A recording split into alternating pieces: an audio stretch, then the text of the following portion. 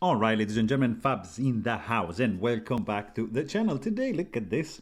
I'm in the house with Knife Company Double Helix here with me for a quick review. Hey, don't forget to like, subscribe, leave me a comment down below. Let me know what you guys think about this fella. That's pretty unique for sure. Knife Company Double Helix. This is a slide lock, a patented mechanism. It's a quirky one for sure, steampunk looking knife. Bronze. It's sporting like an S35 VN steel blade. Maybe it's written like somewhere right over there. It's like kind of hidden, but it's like a pretty unique one. Check this out. 3.3 inch long for the blade. You get 4.6 inches for the handle and a little bit under 8 inches for the overall length of this pretty unique looking knife. Of course, like check the lock mechanism. That this is like a spring tension, of course, like under tension, sorry, and you can kind of pull down like with this kind of like similar to like an axis lock mechanism, right? But the spring, it's not like an omega spring right over here. It's just like nicely done with it's pretty creative right over here.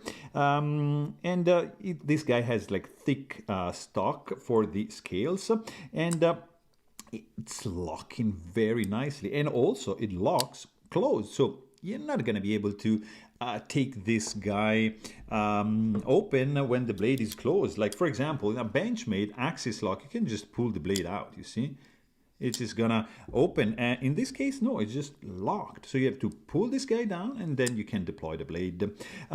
It's a very interesting looking one for sure, but probably not for me. I don't know, there's a couple things that I'm not a fan of. One, of course, is the pocket clip, and which is a little bit too simple, and yeah, I mean, works, deep carry, but I don't know about that. The second thing is this exposed mechanism. I mean, it's pretty cool to look at, but I'm not sure, like with time, gunk, pocket lint, how this is gonna be, you know, to clean up. I don't know. It's just like probably not my thing. Too much thing going on. I like more like not plain, but I like texturing and everything, but this probably is a little bit too much for me. And also, like, mainly is the ergos, because I get like some pretty hot spot right over here from the pocket clip. It's not like super comfy in the hand. I guess if I do choke up a little bit more, take advantage of this groove right over here, it's kind of all right, you see, because this escapes. But if you do just like a regular grip like that, no, this is like just like I can feel a hot spot right over there.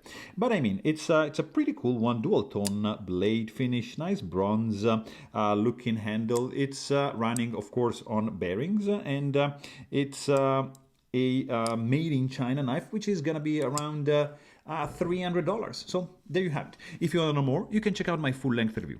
And thanks for watching. Stay tuned.